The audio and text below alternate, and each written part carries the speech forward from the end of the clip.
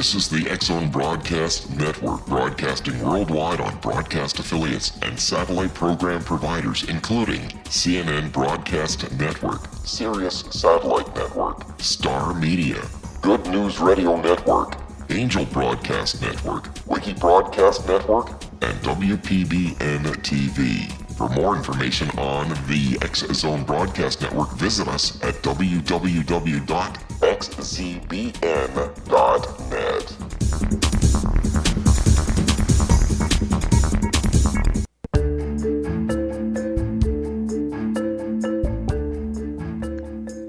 This is the TellUS radio show, and I'm your host, Christa Nehls. Today's guest is Andrea Horster. Welcome, Andrea. Hi, Christa.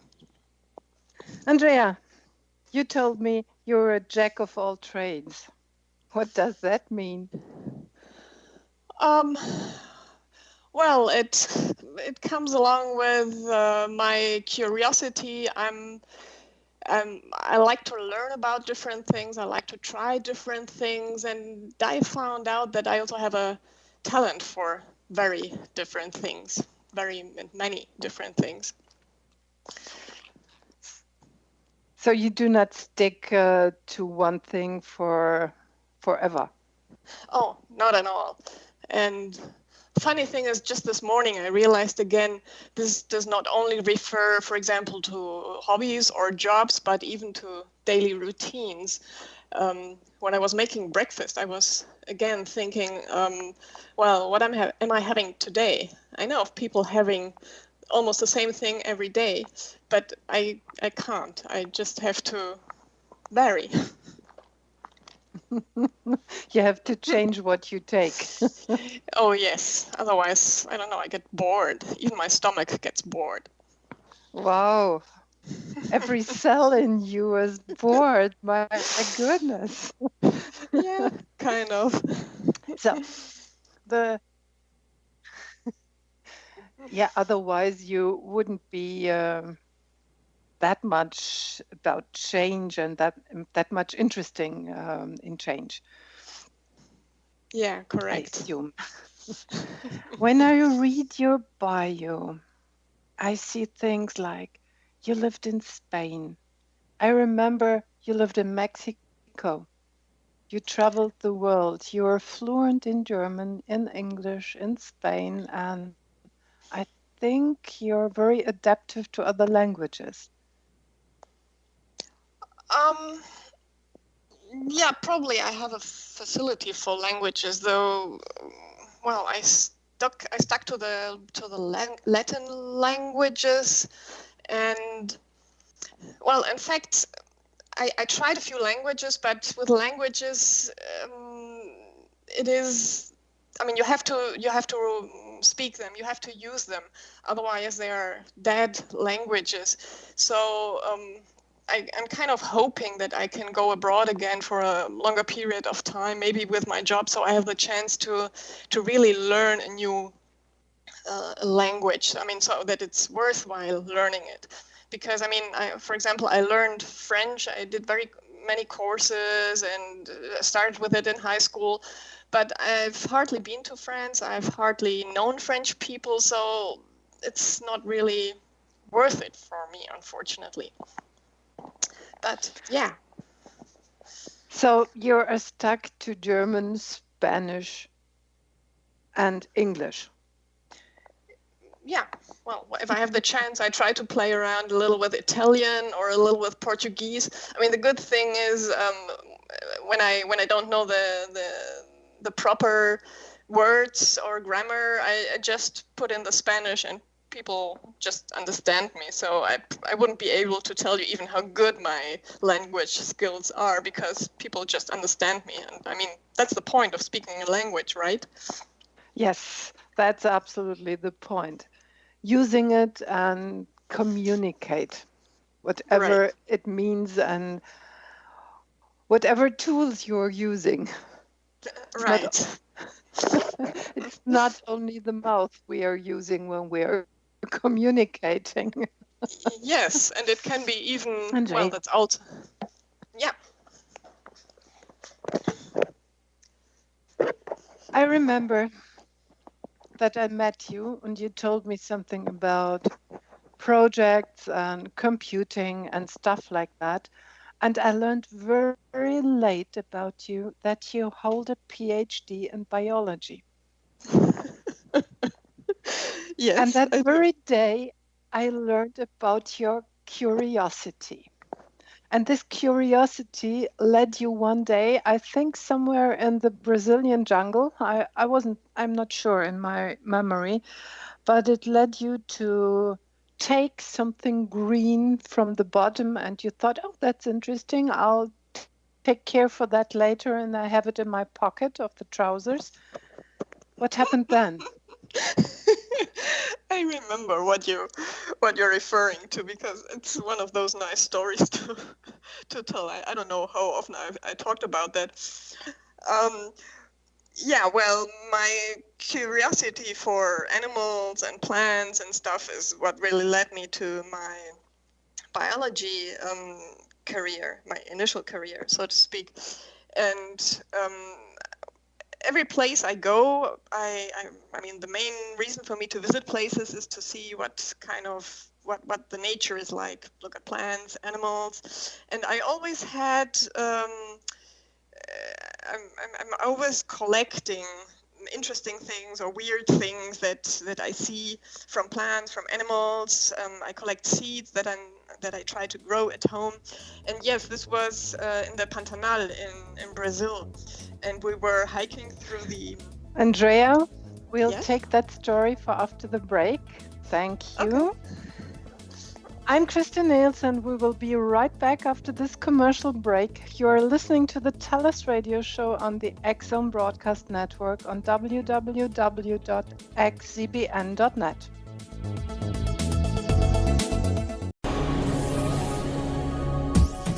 This is the X-Zone Broadcast Network, broadcasting worldwide on broadcast affiliates and satellite program providers, including CNN Broadcast Network, Sirius Satellite Network, Star Media, Good News Radio Network, Angel Broadcast Network, Wiki Broadcast Network, and WPBN TV. For more information on the X-Zone Broadcast Network, visit us at www.xzbn.net.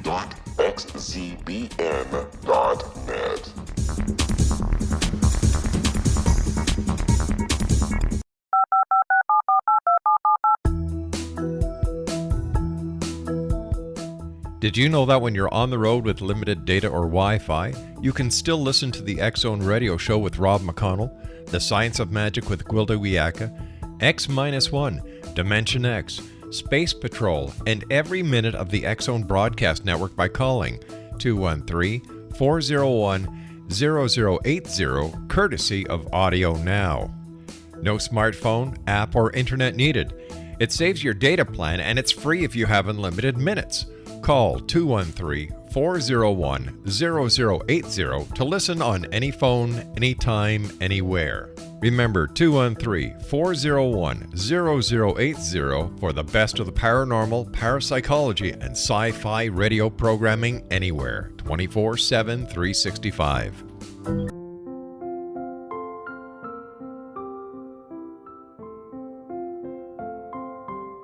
I am Dr. Carl O'Helvey, founder, president of a new cancer foundation focusing on evidence-based physical, mental, and spiritual interventions, including natural cancer cures, prayer, meditation, affirmations, nutrition, and other related holistic cancer prevention and cure modalities.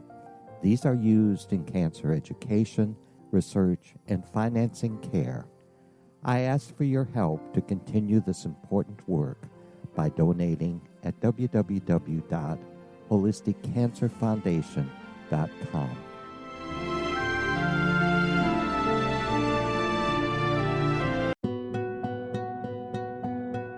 Is it science or is it magic? Once a magical thing has been scientifically proven, is it no longer magic? Or is magic simply the science of tomorrow? Join me, Gwilda Wiyaka, on The Science of Magic, a syndicated radio program dedicated to combining the science and magic of today's dynamic and controversial topics to co-create new solutions. By triangulating information from today's leading experts from the scientific and magical fields, we uncover expansive and evolutionary truths you won't find anywhere else. Join us daily on the X-Zone Broadcast Network, xzbn.net, as I interview the shared thoughts with the amazing guests from both science and magic. The resulting knowledge is unprecedented. As a gift to you, the listener, past episodes can be accessed on our website free of charge at thescienceofmagic.net.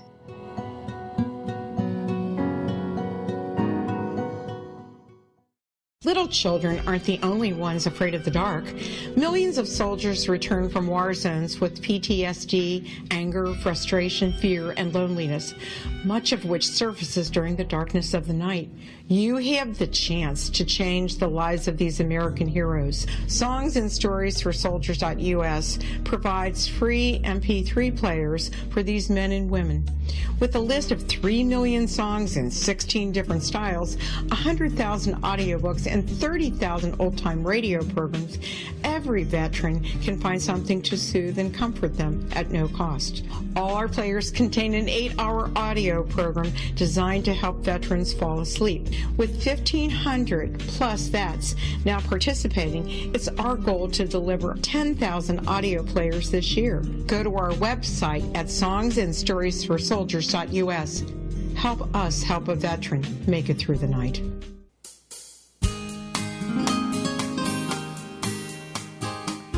This is the TellUS radio show, and I'm your host, Christa Nehls.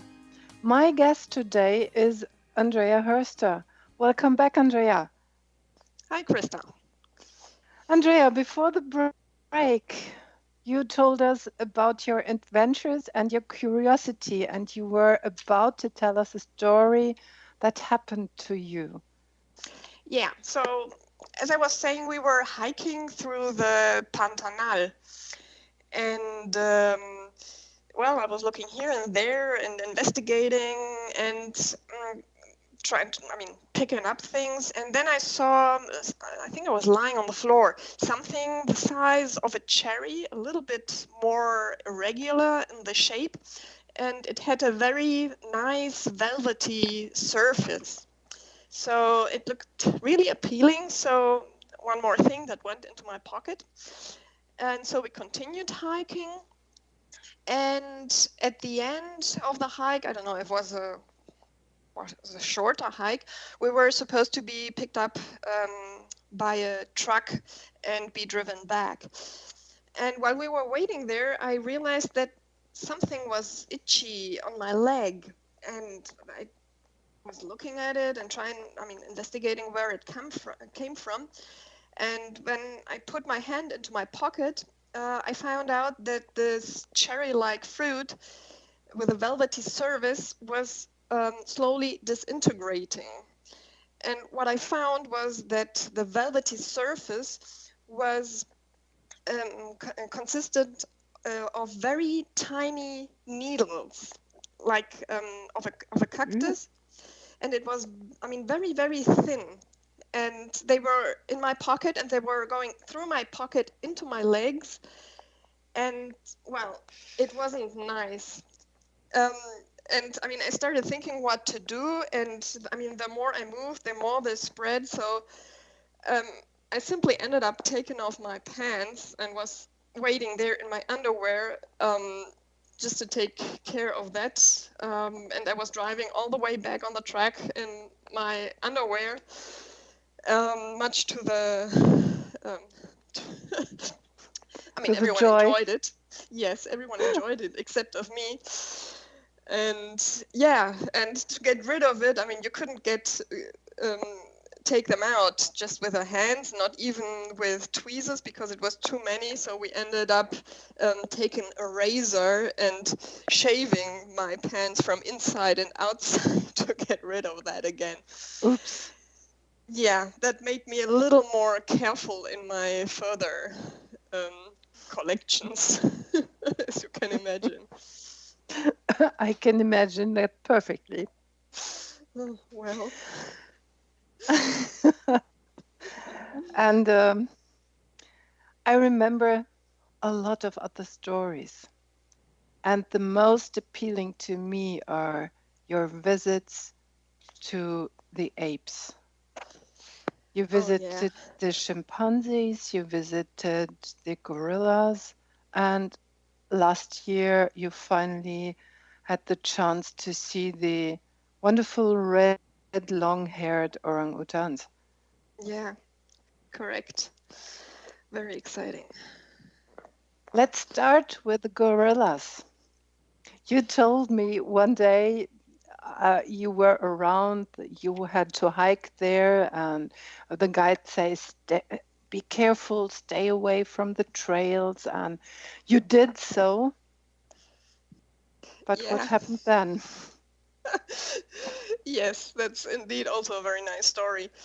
I mean, the gorillas in Uganda, they are they have a certain area where they live, and the rangers keep an eye on that, on where they are, so they can lead visitors there, and it's very restricted.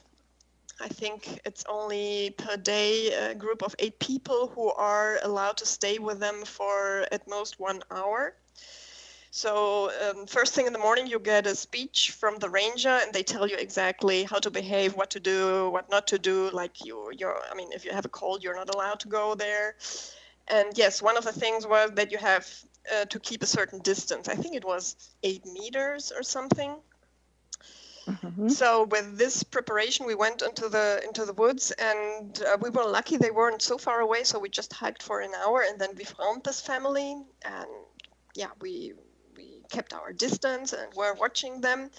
But of course, nobody told them about these 8 meters, obviously. So they moved around and played and moved from one food source to the other.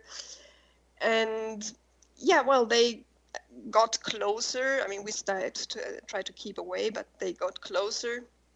And one of them, what I watched first was that one of them, I mean, he tried to get his hand into the pocket of one of the visitors. He didn't notice first, so he was pretty frightened. But then he took, I mean, calmly. Yeah, and then I got my turn. It seems I was standing in the way of some youngster or so, and I mean, they are used to people as if they were, well, bushes or trees. We just belong to the inventory there. So this youngster came from behind me, and it seems I was standing in his path, so he just pushed me aside and went on. He left me pretty puzzled, you can believe me. My goodness. These youngsters are very strong. They have a lot of power. Oh, yes. I mean, it wasn't that hard to push it. I mean, I wasn't in danger at all. I mean, the rangers were watching over us pretty well, but it was more the surprise, because on one hand they tell you to keep a distance of 8 meters, and then one of them just pushes you as if you were just disturbing him. I mean, what's that? Yeah. My goodness. So it was closer than you ever imagined. Yes, indeed. Indeed. What did you learn? Yeah. I just wanted to add that, in fact, I always had kind of on my mind the idea that I wanted to shake the hand of an ape. I don't know why it was on my mind all the time. But at that point, I kind of skipped that idea for the future. That was it for me. So it was really too close. Let's say close enough. It substituted the handshake. Correct. Right. You stayed for an hour with the gorillas. What Yes. else did you experience? Did you learn something? What about your curiosity as a biologist? Well, I think, to be honest, that the scientist in me really stayed back while I was there, because it was just so impressive. More on an emotional level, to be standing there amongst creatures that are so similar to us, and then again so different. So I was just absorbed, watching their behavior, be it a baby hanging from a tree and just dangling back and forth, or be it the silverbacks munching away on their food. It was more. I think it was more an emotional trip than a scientific trip. But I mean, what really stuck with me, I felt sad about. I mean, we had to walk there, we had to hike there. It was quite a trip to get there. It's in the mountains. We had to wander down one mountain, climb up the other one, and no trails, just across the wild. That by itself was already very impressive. Had to cross a little river. But when we started, and also when we went back from looking from farther away, you could see that actually the area where they are living is very restricted. I couldn't tell you in square kilometers or acres or whatever, but I mean, you could see this green wild mountain, and from the sides you could see all the fields from the local people creeping up on them. And that really stuck with me, like, oh my God, I mean, they live to a certain extent like in jail. There's borders all around. I mean, they have enough space to live. It's several families living in the area, and maybe this was just one little spot surrounded by fields. But that really struck me, that it's so restricted and that it's so close to agricultural fields, to humans living there. Okay. I always imagined when I read the books of about Dian Fossey that there is a lot of space around, but it doesn't seem so when you talk about that. Yeah, well, I'm not sure. This probably extended further away where I couldn't see it, but just from where we started the spot, I mean, of course, you have to start in civilization, so to speak, but the spot where we started hiking, and on that specific mountain, you could really see that, I mean, they are very close to the fields and to the people actually making a living there. But finally, it looked like they somehow shared the grounds. Yes, and it gave you the feeling like humans are creeping up on them. I mean, which is the case everywhere in the world, as we know that people need more space for agriculture, so the trees get chopped down and the wilderness gets reduced. And I've never been so close to this. How would you say, to this fight between wilderness and their animals and humans with their need for food and for land. Oh my God, yes. I understand what you mean. So finally, the gorillas were close to become farmers. You could put it that way. Yeah. Yeah, I mean, probably they have more space, but just at that area, it just struck me being so close, and you could immediately see that, yes, there is competition for ground. Okay. I think later on we will talk about the other areas a bit more, and I assume that we always will run into the same points. You stayed for a while there over Christmas, I remember that. And after our break, we'll have another great story for our listeners. I'm Christa Nehls, and we will be right back after this commercial break. You're listening to the TellUS radio show on the X Zone Broadcast Network on www.xcbn.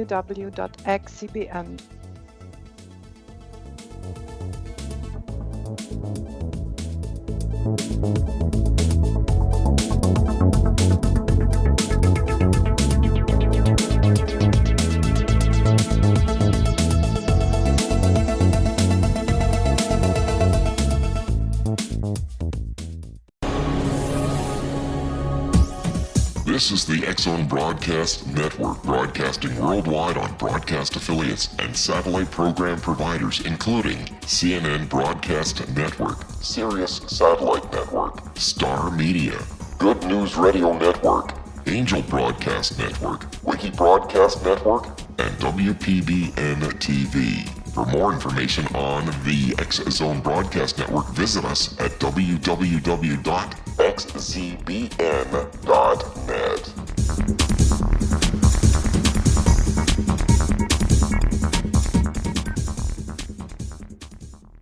How would you like to be able to read other people's minds? Well, the next best thing is here. When you know how to read a person's name, you know how the person thinks, feels, and behaves.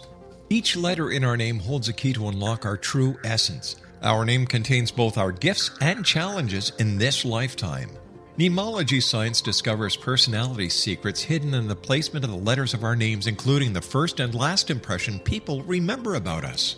Sharon shows us how to interpret the arrangement of letters as outlined in her book, Know the Name, Know the Person. Sharon Lynn Wyeth created Nemology science after 18 years of research and testing her theories, and has supported thousands of people around the world in understanding themselves and others better. You'll enjoy Sharon's unique teachings as she shares her system to learn the gifts behind your given birth name. Even if you don't like your birth name, there are jewels in this book. If you're thinking of changing your name, ready to name your child, or wanting to get along better with others, this is the book for you. If you'd like to improve your relationships and change your life for the better, get the book today, Know the Name, Know the Person, or visit www.knowthename.com. That's www.knowthename.com.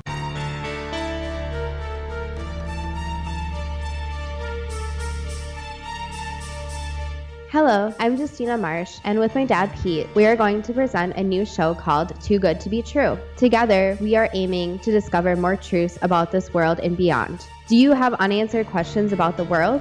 Do you ever wonder about aliens, conspiracy theories, or the universe? There are many shows discussing subjects such as pyramids or UFOs, but we want to relay this information based on our own research, including from spiritual means. Hopefully, listeners will be helped with their own beliefs and will appreciate the psychic insights that add to the previous research and information. We both look forward to sharing this insight and beginning this journey with our listeners. Visit xzbn.net for more information about when to listen.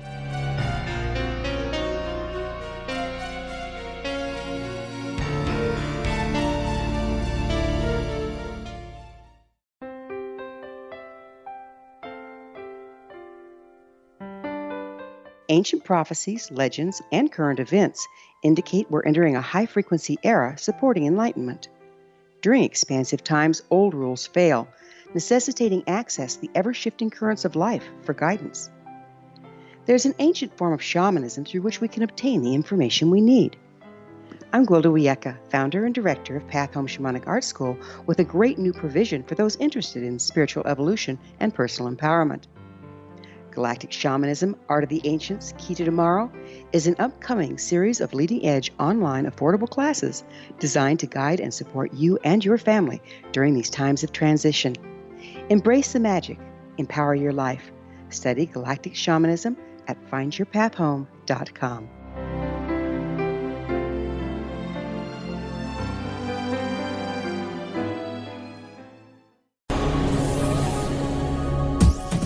This is the X Zone Broadcast Network, broadcasting worldwide on broadcast affiliates and satellite program providers, including CNN Broadcast Network, Sirius Satellite Network, Star Media, Good News Radio Network, Angel Broadcast Network, Wiki Broadcast Network, and WPBN TV. For more information on the X Zone Broadcast Network, visit us at www.xzbn.net.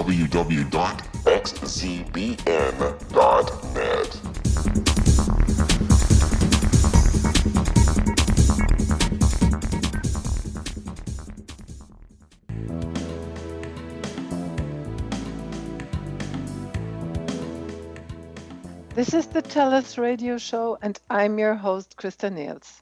Today's guest is Andrea Horster, and she owns a PhD on biology. She is curious whatever is about animals, about plants, about humans. Welcome back, Andrea. Hi, Christa. Good to be back. Andrea, before the break, we talked about the gorillas in the mist, like Diane Fossey said. But I know you have visited the chimpanzees too. Yes, in fact, that was on the same trip to Uganda around Christmas, as you mentioned. Yes. Oh, that was a tough trip. You did a lot then. Oh yes, I don't think I've ever done a trip with so many kilometers. That's true. It's a big country. You enjoyed it. I remember when you came back, you were full of emotions. Yes, I did. And in fact, I mean, you keep mentioning that I have a PhD in biology, but I think behind everything is that I always was curious about plants and animals, but it was, the more I think about it, it's more like an emotional relationship. Yes, I want to understand things and see new things, but most of it is just the fun and the enjoyment of it. The first thing that came to my mind now that you again mentioned the trip to Uganda was not even about plants and animals, but just about the scenery, this bright blue sky, lush green plants, and the red earth. This contrast of colors was so amazing, and it followed us throughout the trip. That was really awesome. This sounds very intense. That's a good word for it. Intense. Yeah. It was very intense. Yeah, the colors, the feelings, the experiences. And I think that all summed up to even more emotions. Yeah. I guess so. Wow. Can you put it in your own words? Oh, that's really hard. No one has ever asked me that before. It's just like I mean, when I go somewhere, I tune in. I tune into the country. I open my eyes, ears, nose. Oh, and my mouth. I love eating in new countries, and just absorb everything like as if I was what do you call that? Well, whatever, just absorbing everything. So tuned completely to absorb and maybe analyze a bit and just put aside. So total contrast to, I mean, the usual life where you actually have to do and produce and talk and say, you know what I mean? Yes. And it sounds like you're entering a country like a dry sponge, a very dry sponge that's even hard. And waiting for water. Yeah, the sponge, that was the word I was looking for. Just open wide and just get everything you can. And the funny thing is, I mean, this is also about nature, plants and animals for me.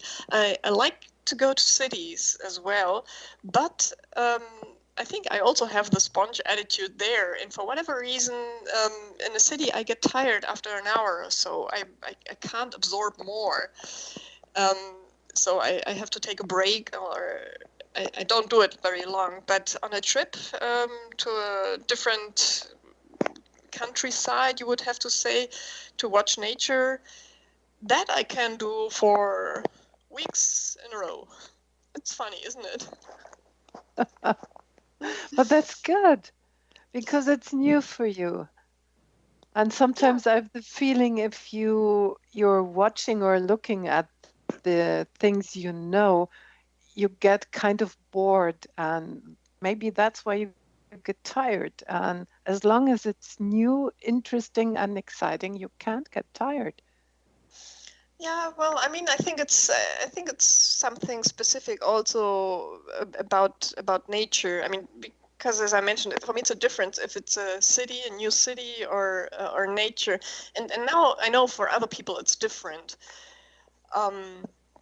But yeah, it's to a certain extent it keeps me alive. Okay, that's the good word. That's what I wanted to hear from you. It keeps you alive. Yeah, it's kind of a fuel, kind of. I don't know. It keeps me moving. It's really amazing. Yep. Now we are together again. What was that with the trip with the chimpanzees? Did you meet them too? Were you close to them, or were they further away? Yeah, well, that was, as I mentioned, on the same trip, and it's similar. I mean, the surroundings is a bit different. We had bigger trees, but it was similar in the sense that you go with a group of people and some rangers and try to find them, because all wild animals are moving around, and it's not like in the zoo you walk 10 meters from the entrance and you know they're going to be there, but there's always some hiking involved, and also some adventure in the sense that it may be a difficult hike, and you don't even get the guarantee that you're going to see them.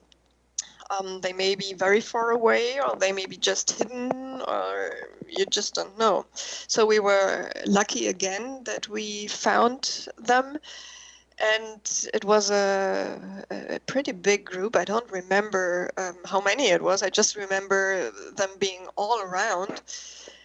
And yeah, they also go, I mean, again, we were supposed to keep our distance, but again, they didn't know about it, so they didn't.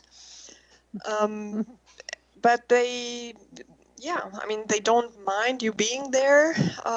They just play around and collect their food and eat. And very impressive was a mama climbing up a tree with her baby on the back or on the belly. It moved around a bit. And she was just very calmly climbing up the tree. It was a kind of a fig tree, picking a fig there, picking a fig there, and then just sitting down in one place and eating very calmly, watching around. It was a very, very peaceful image. I really enjoyed that.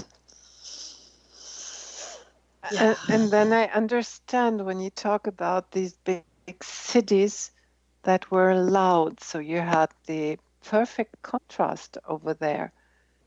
Peaceful with the animals and noisy in the towns. Yeah, that's a good point. It's one thing is the noises in the city. You cannot tell apart all the noises that are around you. I mean, most of them you don't even realize they are there anymore. But in the wild, you really have the chance to identify the single noises and try to follow them. Well, except in the jungle at night. That's very, very noisy. But yeah, it's very peaceful in the sense that things don't happen so fast.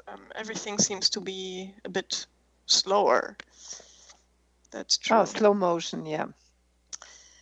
Yeah, well, I mean, sometimes there's something jumping, or all of a sudden two animals chasing each other, or but still, it's more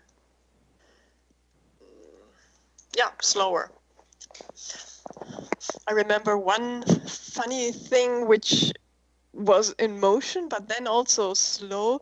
There was a very little baby that we watched for quite a while,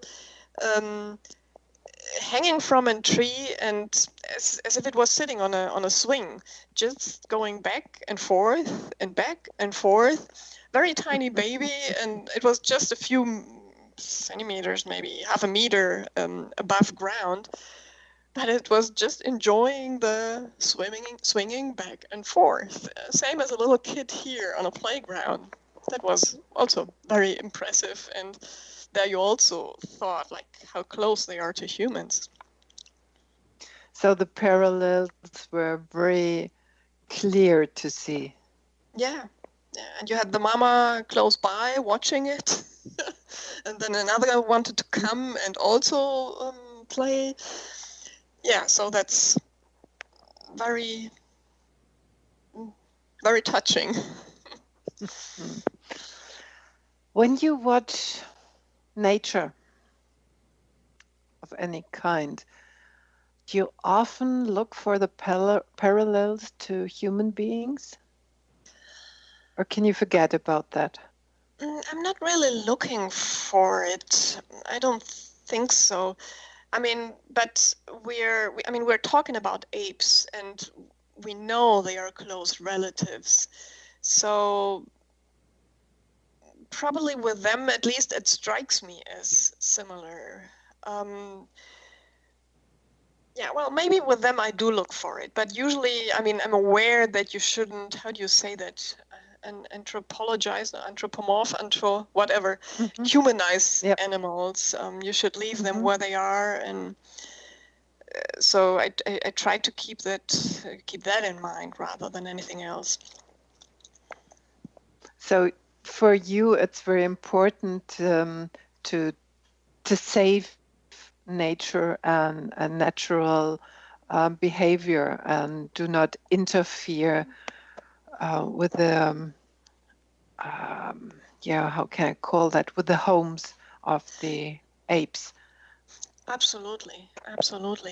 In fact, with the gorillas, I was a bit ambivalent if I want to really go there and support that, because I mean, you visit the gorillas in the wild, and you suppose they are wild, and they are kind of wild, but in fact they have been accustomed along, I don't know, it takes I think 2 years or something for a family of gorillas to get used to humans.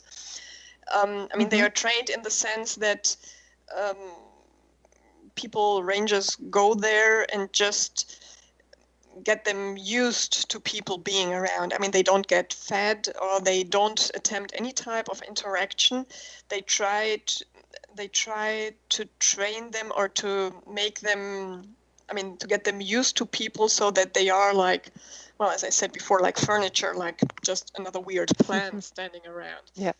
And I think they manage that pretty well. But still, they are not completely wild, because in the wild, you wouldn't be able to see them at all. They would just flee. Keep that in mind. We'll continue that. I'm Christa Nehls, and we will be right back after this commercial break. You are listening to the TellUS radio show on the X-Zone Broadcast Network on www.xzbn.net. The Earth is under ever-increasing pressure from untenable lifestyles and growing populations. Yet, viable answers seem in short supply. What if I told you there's an ancient form that can empower you to take charge of your life? What if your entire family could be enfolded and supported by life itself, finding safe passage through challenging times? I'm Gwilda Wiyaka, founder and director of Path Home Shamanic Art School, with great news: an upcoming series of leading-edge online affordable classes based in an ancient form of shamanism, easily learned and used by your entire family. Galactic Shamanism, Art of the Ancients, Key to Tomorrow are a series of online adult and children's lessons instructing your entire family on natural law, how to cooperate with and be supported by the powers of the universe. Visit findyourpathhome.com to find these unique and powerful classes. This is the X-Zone Broadcast Network, broadcasting worldwide on broadcast affiliates and satellite program providers, including CNN Broadcast Network, Sirius Satellite Network, Star Media, Good News Radio Network, Angel Broadcast Network, Wiki Broadcast Network, and WPBN TV. For more information on the X-Zone Broadcast Network, visit us at www.xzbn.net.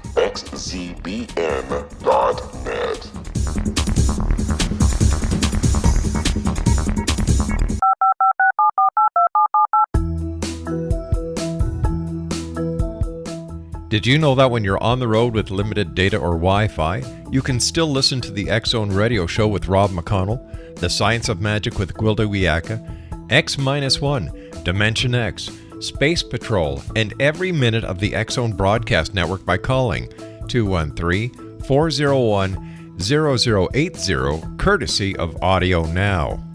No smartphone, app, or internet needed. It saves your data plan, and it's free if you have unlimited minutes. Call 213-401-0080 to listen on any phone, anytime, anywhere. Remember 213-401-0080 for the best of the paranormal, parapsychology, and sci-fi radio programming anywhere, 24/7, 365.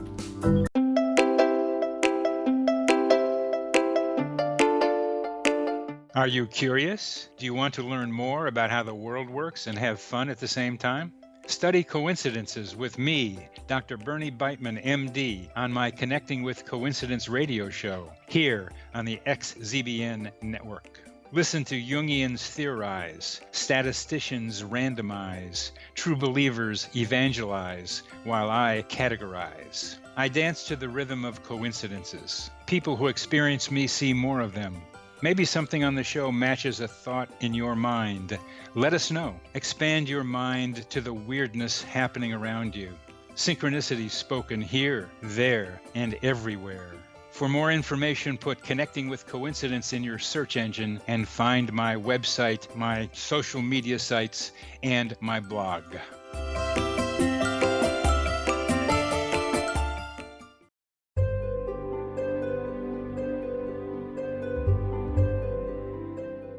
What is truth? Historically, we viewed things as either being true or false. Now, as we enter a more expansive era, we find the question is not, is it true, but rather, how true is it?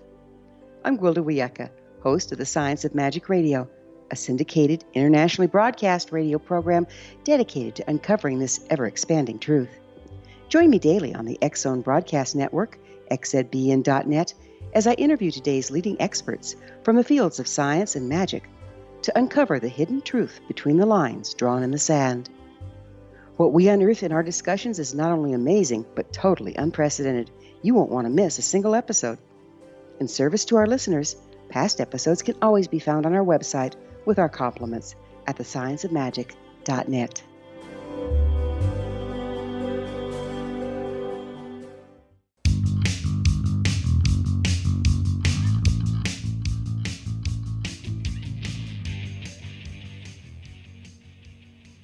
I'm your host, Christa Nehls. My guest today is Andrea. Andrea, welcome back. Hello, Christa. Andrea, before the break, we talked about the saving of monkeys or saving their areas, of making them, how can I put that? Putting people around them and they get used to them and they know they are no harm for them. They are safe and they do belong to their environment and they can continue to live as they were used to. Right. You have visited the gorillas and the chimpanzees in Africa, and last year you had the chance to go to Borneo, right? Right. And see the third variety of apes, the orangutans. Right. That was the last part missing. What happened there?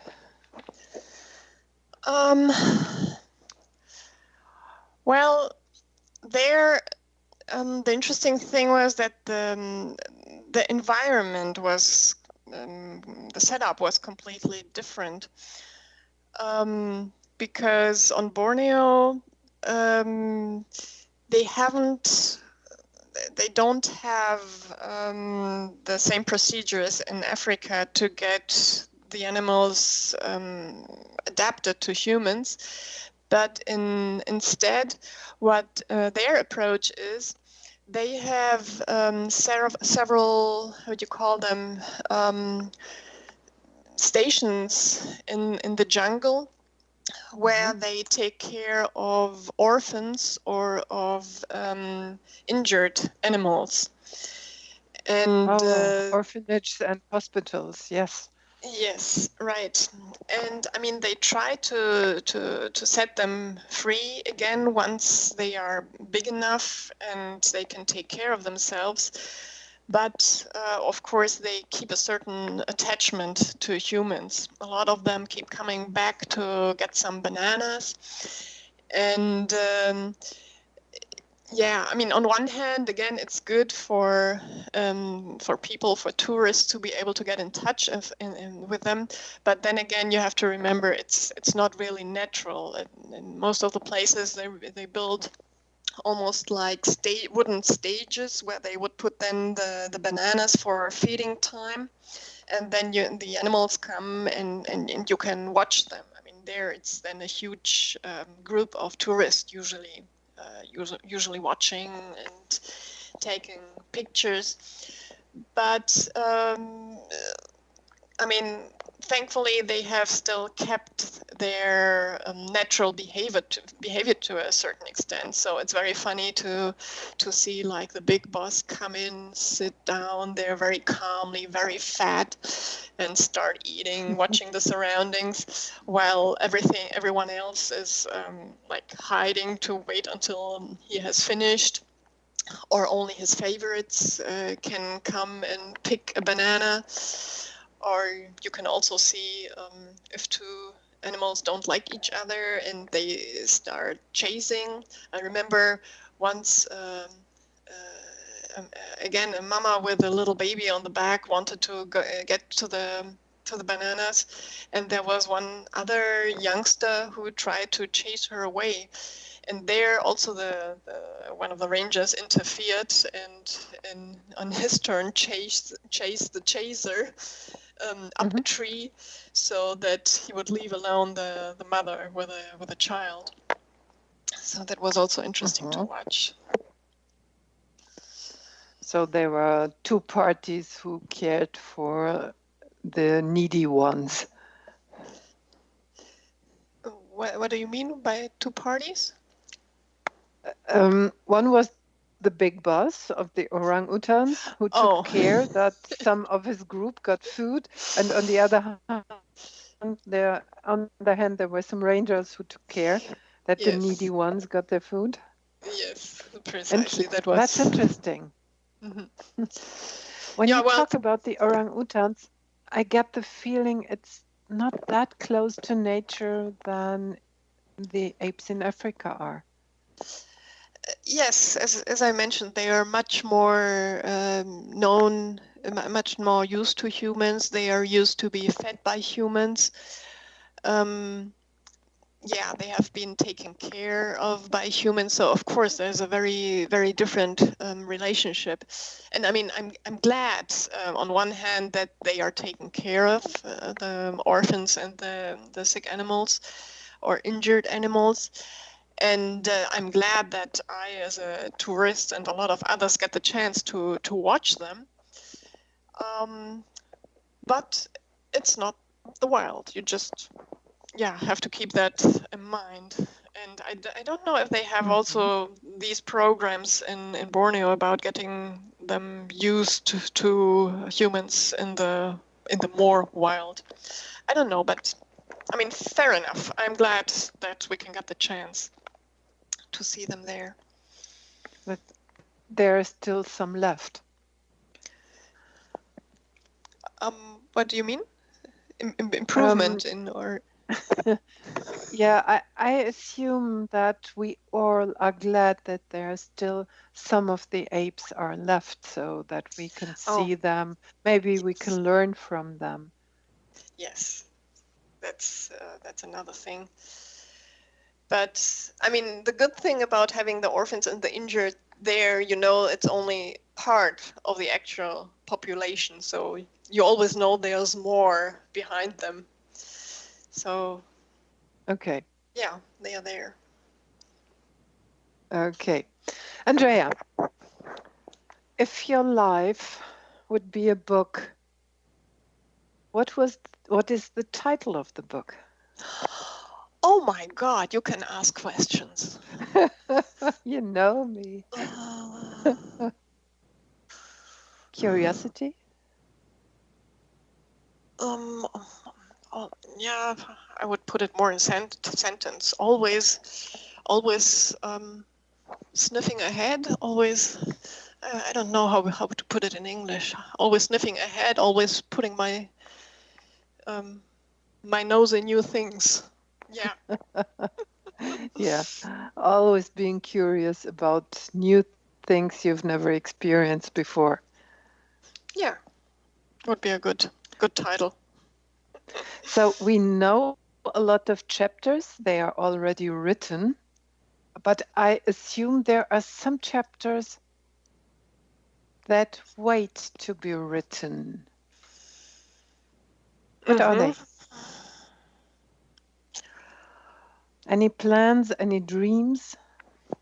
Well, a few.